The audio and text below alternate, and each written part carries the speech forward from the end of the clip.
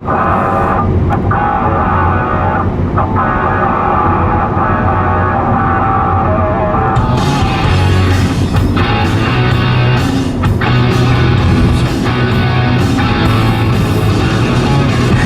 explain all the feelings that you're making me feel.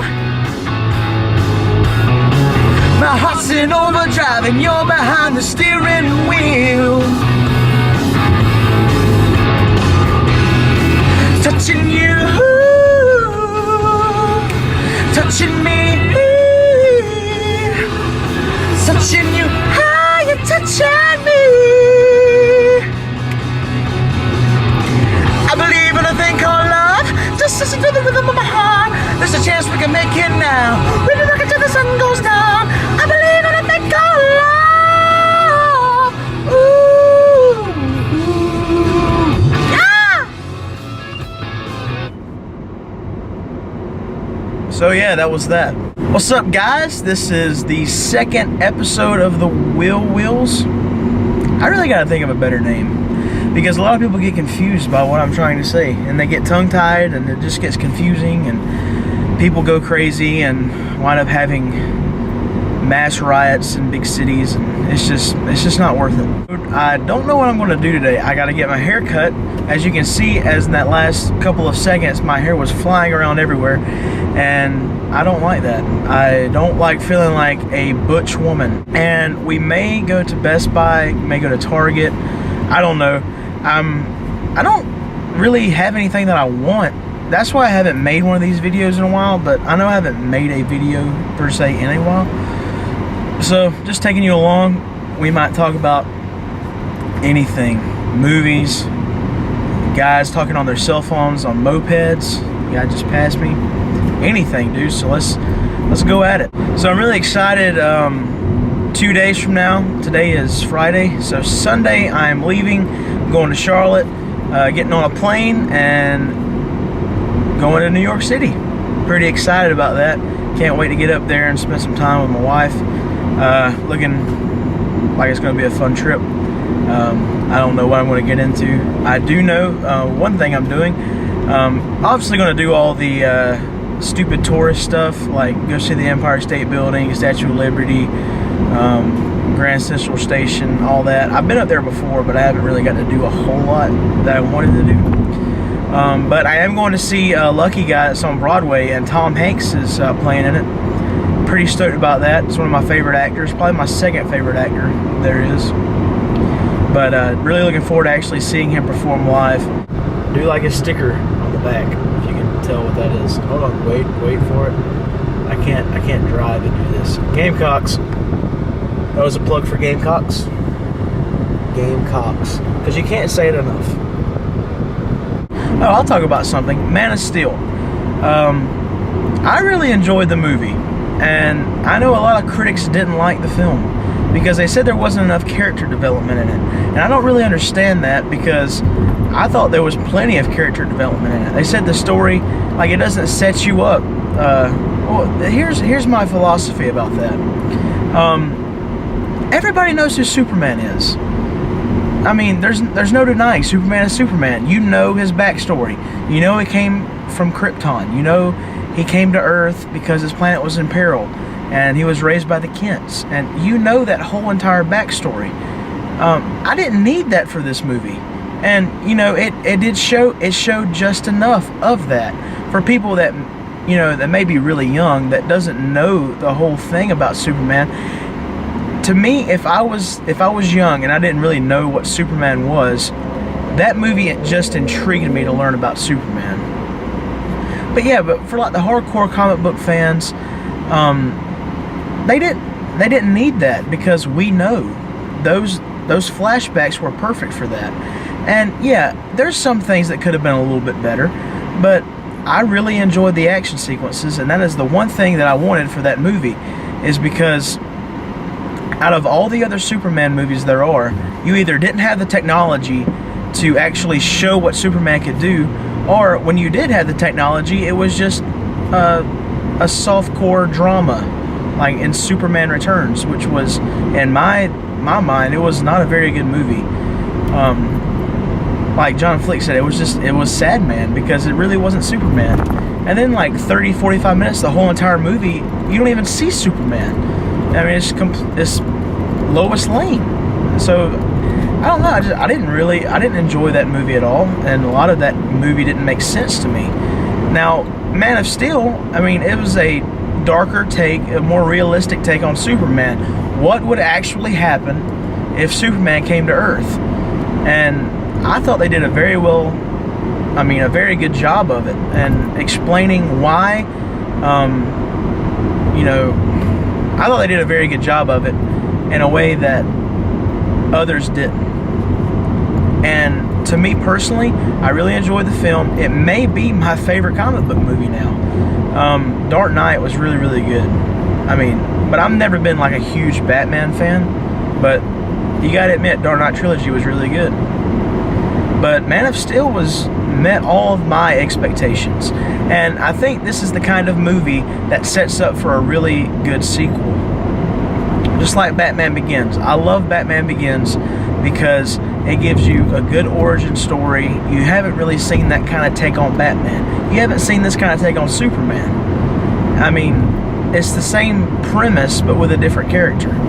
And you can pretty much talk to anybody, and probably 95% of the people says Batman Begins was a good film, but it set up for The Dark Knight to be incredibly well made. And it was.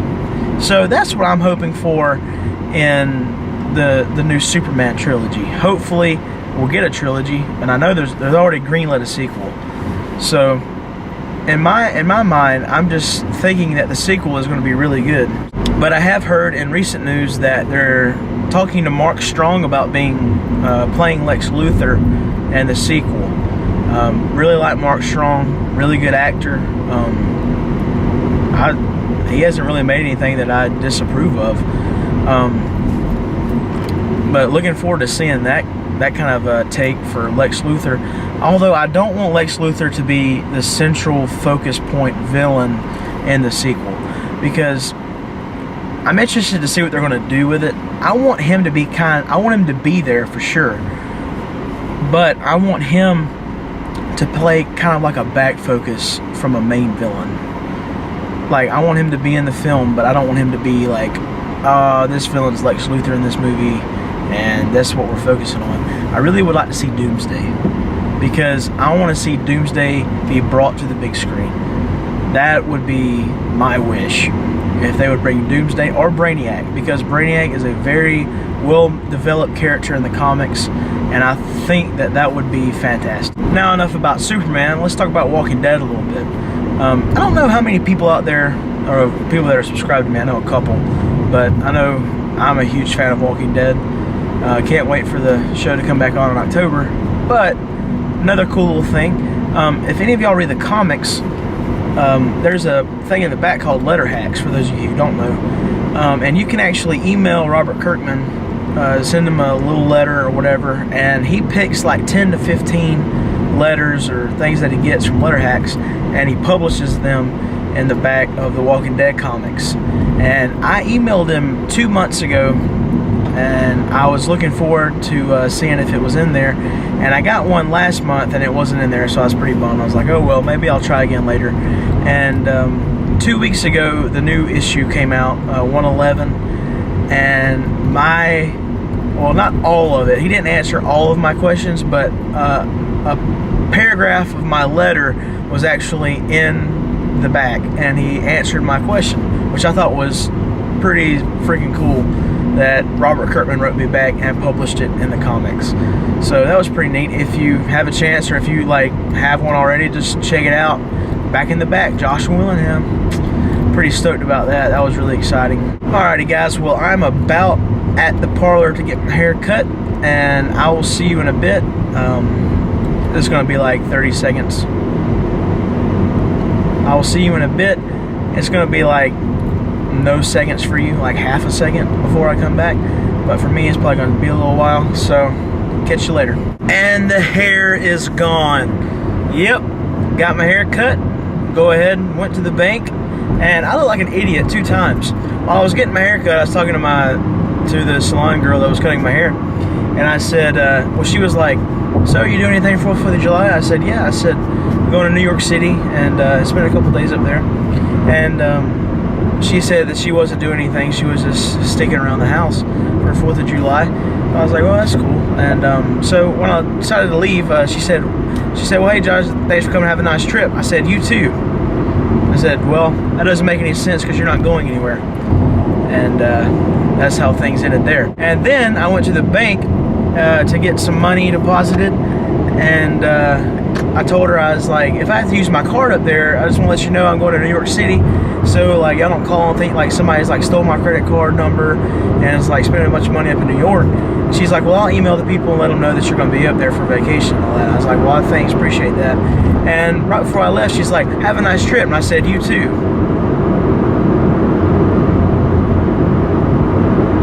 So anyways, I am on to Best Buy, I guess. I know they got the 3 for $20 thing going on. I went and looked a while back. They really didn't have anything I wanted.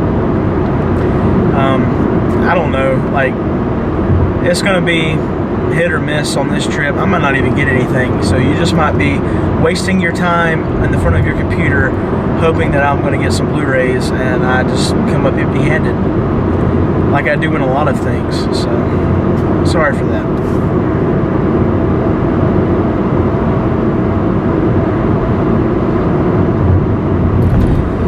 Hopefully the quality of these road trips will get better and better. My first road trip seemed to go over pretty well for everybody. That was like the first time I got to really express like who I really am in front of the camera, and I pretty much just didn't care after that, so I'm just gonna freeball anything now. It was kind of like, I heard a quote the other day, and it says, true love is not having to hold your farts in anymore. And that's a very true statement. So kind of like, I love you guys. So that was like my first fart in front of you guys, my road trip. And this is my second fart, and it's going to be bigger and badder. So keep your mouth open.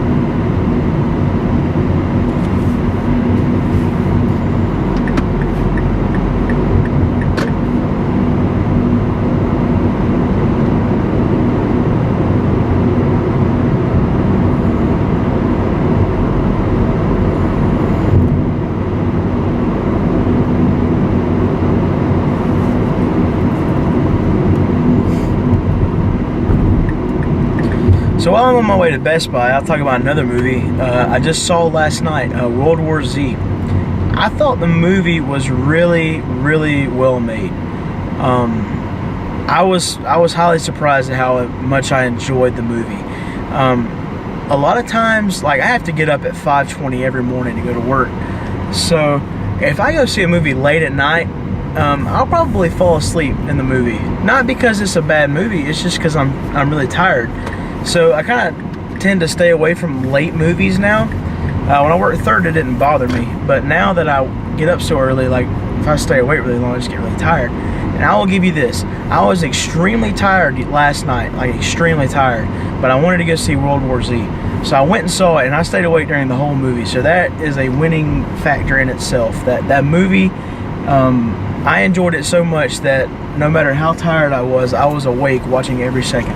It was a good thriller movie. It's not really horror, I mean, there's one scene in that movie, and it scared the ever-loving crap out of me. I like jumped like 2 inches out of my chair. So it does have a scare factor to it, but it is more of a thriller. And I don't know how y'all felt about it, but when I first saw that Brad Pitt was going to be in a zombie movie, I really wasn't like, I like Brad Pitt a lot, but I was like, I just don't know if he's going to be able to pull off a zombie movie. So went in with like kind of low expectations, but the movie was really good. I love the way the zombies act in this movie. They look like hungry hippos, like with their mouths, they like, it's really cool. But you haven't seen that, you need to check it out because I really enjoyed it. I think they left it open for a sequel, so we'll see. But yeah, definitely go check that out because I really enjoyed it. But anyways, I am at the Best Buy now. The Beast, the Kelsey Grammer, whatever you want to call it. I'm going to go in there and see if they have anything that I want, and I'll see you when I get back. So, just left Best Buy. Didn't really have anything I wanted, which was surprising not. I'm not going to Target because I know they don't have anything. But I did find one thing at Best Buy. Like I said, didn't have really anything that I was like kind of looking for, but I have been like waiting for this movie to come out, and I didn't know it would come out this week. It was been on my Amazon wish list for a while, but it just came out, and it's called, I don't know if you can get it in the view, it's called Upside Down. It's Jim Sturgis and Kristen Dunst. I gotta get over, and people can't drive in South Carolina. Anyways, this movie had an interesting premise that I thought was pretty cool. What it is that there is an alternate universe, and there's like two worlds. They're like twinned worlds, like, and it's a sci-fi movie. I just end it like that. Nah.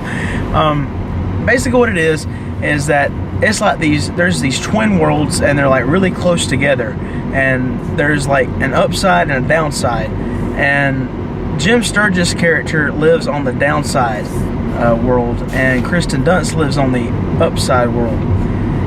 And this movie sounds really stupid, but if you watch the trailer, it looks really good. And basically what it is like there's a law that states where like the people that live down can't go up, people that live up can't go down, and yet you can see the other world. Like, that's how close it is. Like you can literally, like, at high points you can like touch each other's fingers or something, like a Michelangelo painting. I don't know, but the thing is that Jim Sturgis, Kristen Dunst have a love connection, and they're kind of like torn because they can't go to either world, and crazy stuff happens. Sci-fi magic, Matrix, not Matrix Reloaded, Revolutions, probably has nothing to do with the Matrix at all. But anyway, to get a better understanding of this movie, you're just going to have to watch the trailer, because I'm not good at explaining stuff like that. But the movie looked really good, and I just saw it. It was on sale, so I was like, heck, I'm a big Jim Sturgis fan. The kid needs to be in more movies because he's a great actor. He's a great singer. If you've never seen Across the Universe, you've got to see that movie. I've never been a huge Beatles fan. I always thought they had great songs, but I never thought they was that good of singers. But Across the Universe is a telling of a story of teenagers in the 70s and 60s, 70s, and they do it through Beatles songs, and they sing it, and Jim Sturgis is fantastic in that movie. He needs to be in more movies. But like I said, Upside Down comes with a cool slipcase. I'm going to watch it, maybe do a review on it, who knows. So I'm not going to Target, but instead I decided I'm going to Spartan 16. I'm going to go watch The Heat, because I have nothing better to do right now than watch Melissa McCarthy and Sandra Bullock interrogate a black guy. So I'm going to go see that. Not a big McCarthy fan, a big Sandra Bullock fan though. So we'll see what happens, and I'll give you my thoughts on it when I get back. So see you then. So that was a short movie, wasn't it? Just got out of seeing The Heat, and let me say, that was a very funny movie. I had no intentions of going in there and laughing as much as I did, because like I said before I went in, I'm not a huge Melissa McCarthy fan. She's more annoying to me than anything. But this movie, holy crap, she was hilarious. And Sandra Bullock, she was great as always. Sandra Bullock's the kind of person where she almost kind of like plays the same character in every movie. This felt like, if you've ever seen Miss Congeniality, it felt like she was playing the same character as she was in that, but in a different setting. It was almost like a spin-off to Miss Congeniality for me, the way she acted, because she plays this FBI officer who doesn't really get along with anybody. Nobody really likes her that much, and she gets paired up with the Hard Knocks, Melissa McCarthy, and cop from Boston. And they're trying to take down a drug lord. This was a really good ensemble in this cast. Everybody did great, but Melissa McCarthy was fantastic. You can tell that 95% of the stuff she said was ad-libbed, but it was great.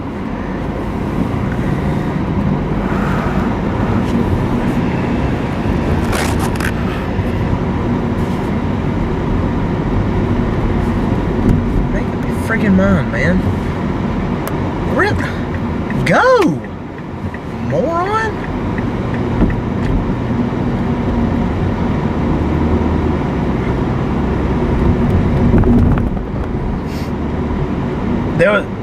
But everybody else, like, everybody had a good set of jokes to tell in this movie. Biff from Back to the Future's in it. Like I said, I said that like I've watched Back to the Future. I just know that because I've watched other people review this movie. But he was funny. Wasn't in it for too much. Michael McDonald from Mad TV was in it, and he was funny for the parts he was in it. Really good movie. This is probably the funniest movie I've seen in theaters in a while. I was kind of surprised when I went in there. I was probably the youngest person in that movie because there were a lot of old people, and I was kind of surprised about that because the movie's not vulgar in a way. Like it's not like nasty in a, I guess like in a bad way, but it's got like a lot of language in it. It's kind of raw. That's what you would say. It was a raw movie. There was a lot of old people, and there was a lot of women that looked like Melissa McCarthy. There were a lot of large women in that movie. So I was in there by myself with my drink and my popcorn, feeling insecure about myself, and the surrounding people kind of made me feel better about myself. So, anyways, the movie, like I said, it was really funny. I would probably give it maybe an A- for the genre that it was in, a comedy. I would probably give it an A-. So I hope you enjoyed this trip. Got one Blu-ray, rambled about a lot of nothing, and did a movie review for you for the first time. So I hope you guys have a good week, and this is Josh. This is the Will Reel. You've just been reeled in.